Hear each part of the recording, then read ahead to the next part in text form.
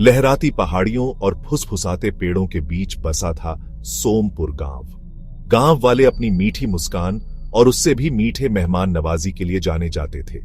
लेकिन सोमपुर पर एक साया मंडरा रहा था, एक खौफनाक रहस्य जिसकी वजह से गांव वाले अंधेरा होने के बाद पहाड़ियों से दूर रहते थे।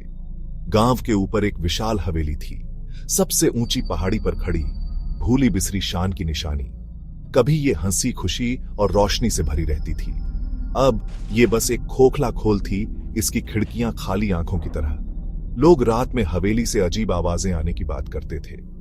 अंधेरे में रहस्यमयी रोशनियां टिमटिमाती थीं। कोई भी हवेली के पास जाने की हिम्मत नहीं करता था। कहानी ये थी कि जो भी अंदर गया वो कभी वापस नहीं आया। हवेली डर की निशानी बन गई थी। इसका नाम सुनते ही लोगों की रूह कांप जाती थी। एक चिलचिलाती गर्मी के दिन 4 दोस्त सोमपुर पहुंचे।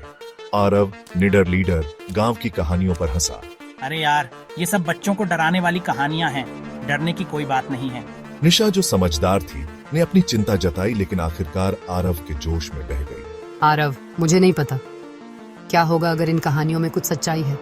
कबीर जो शांत था और सब देख रहा था, उसे कुछ अजीब लगा। मुझे इस बारे में कुछ अच्छा नहीं लग रहा, पर मुझे लगता है हमें साथ रहना चाहिए। और सिया जो एडवेंचर पसंद करती थी, एक असली रहस्य की संभावना से खुश थी। ये तो बहुत एक्साइटिंग होगा, एक असली एडवेंचर। दोस्त ऊंचे रास्ते पर चढ़ गए। उनकी हंसी शांति में गूंज रही थी।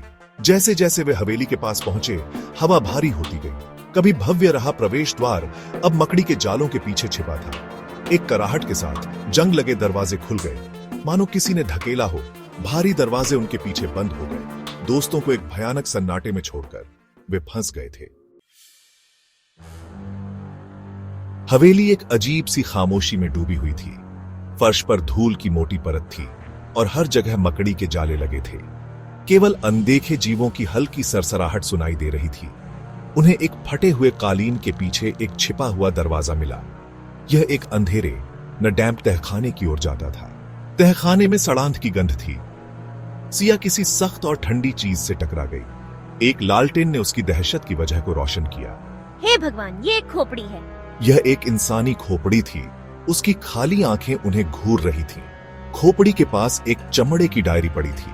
मकड़ी जैसे लिखावट में हवेली के पूर्व मालिक राजा साहब और उनकी असामयिक मृत्यु के बारे में लिखा था। उन्होंने एक विश्वासघात, उनके खिलाफ एक साजिश के बारे में लिखा था, लेकिन डिटेल्स रहस्य में छिपे थे। जैसे ही कबीर ने डायरी पढ़ी, हवा ठंडी हो गई। उसे अपने पीछे किसी की मौजूदगी महसूस हुई। अपनी गर्दन पर एक ठंडी सांस। डायरी उसके हाथ से फिसल गई क्योंकि उसके दिमाग में एक विजन आ गया। उसने राजा साहब को देखा। उनके सबसे भरोसेमंद सलाहकार ने उन्हें धोखा दिया था। उसने संघर्ष देखा, एक खंजर की चमक और अंत में ठंडे पत्थर के फर्श पर पड़ी बेजान शरीर। मैंने देखा, राजा साहब का कत्ल हुआ था। कबीर हांफने लगा। विजन जितनी जल्दी आया था उतनी ही जल्दी गायब हो गया। वह तहखाने में वापस आ गया था। डायरी उसके पैरों में खुली पड़ी थी, लेकिन अब वह राजा साहब की मौत का सच जानता था।